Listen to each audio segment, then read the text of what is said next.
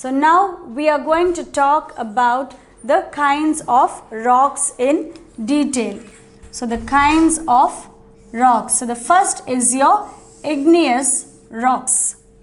So igneous. So the first part of the word igneous is a Latin word. So igneous is derived from the language Latin.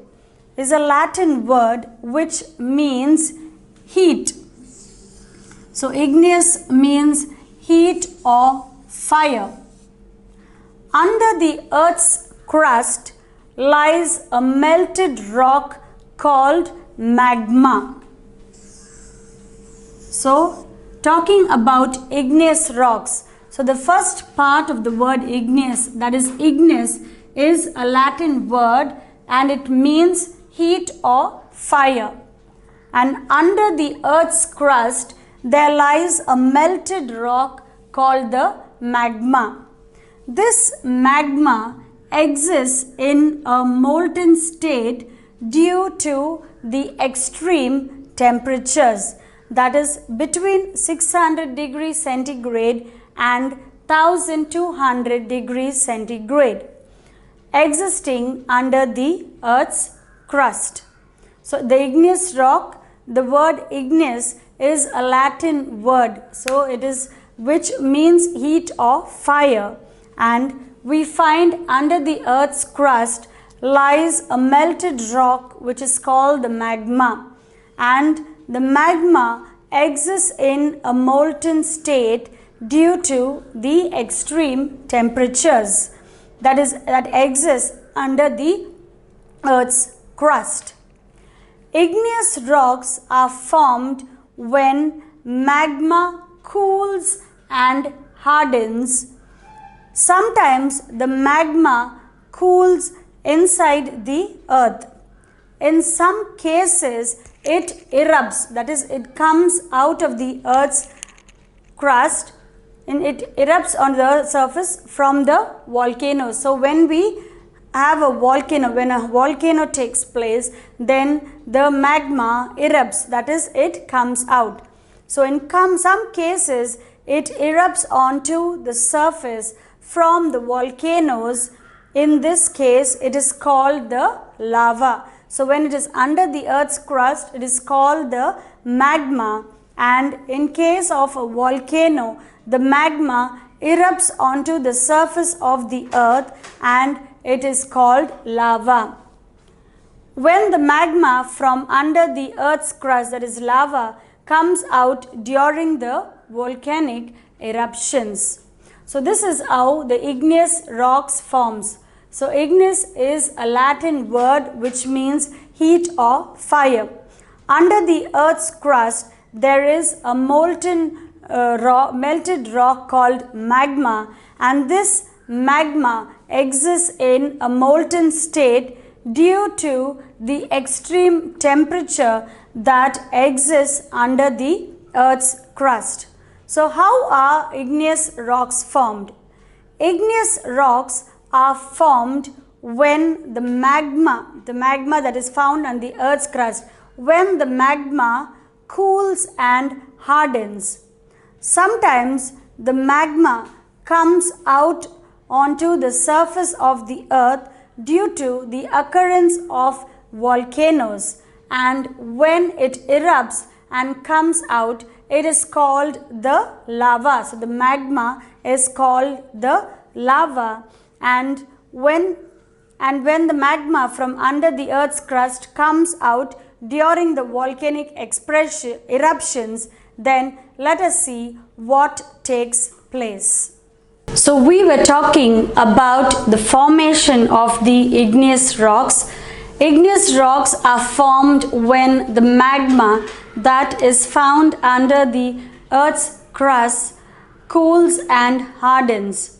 Sometimes the magma comes on to the surface of the earth due to volcanic eruptions, and when they come to the surface of the earth because of the volcanoes, then it is called the lava. And when the magma or the lava comes onto the surface of the earth due to volcanic eruptions, some of it gets spread over the earth's surface. So this lava that comes out due to volcanic eruptions, it gets spread over the earth's surface. Slowly and gradually it cools down and forms rocks. So when you see a volcano erupting, you see it comes out like fire, in the form of fire, and it just spreads over the surface of the earth, that is the lava, and then gradually it cools and forms rocks.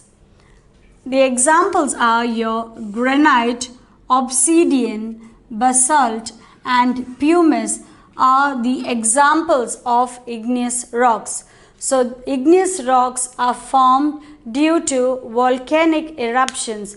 Due to volcanic eruptions, the magma that is under the earth's crust, it comes out and is called the lava, and it spreads over the surface of the earth, and gradually it cools down and forms rocks. Examples are granite, obsidian, basalt and pumice. So these are all examples of igneous rocks. Igneous rocks are of many types, and some of the important types are going to be described here. So we see that granite, obsidian, basalt and pumice are examples of igneous rocks.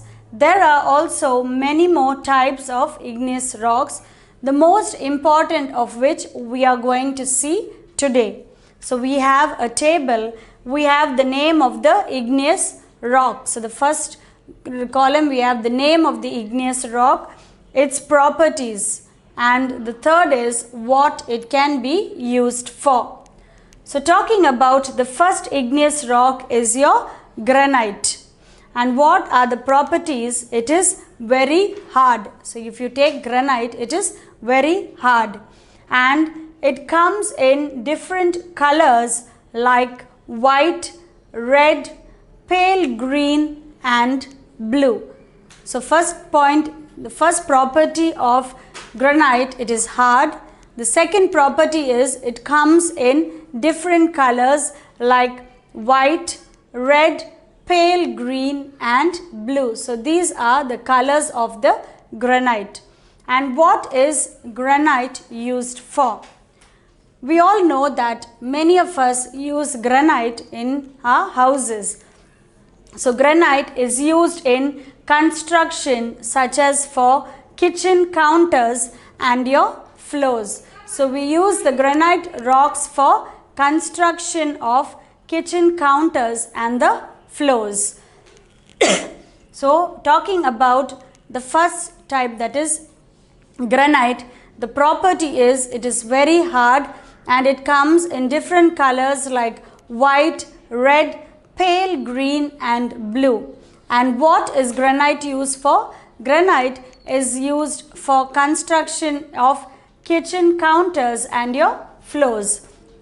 So first we've seen that igneous rocks are found because of the magma that cools and hardens, or it comes out due to volcanoes, and it comes out and is called lava, and this lava spreads over the surface of the earth, and then it gradually cools and forms rocks. Examples of igneous rocks are granite, pumice, basalt and obsidian. There are many other types of igneous rocks, and some of the important ones we are talking about. So the first is your granite. The property is it is very hard, and the second property is it comes in different colors like white, red, pale green and blue. What is granite used for? Granite is used for construction of kitchen counters and your floors.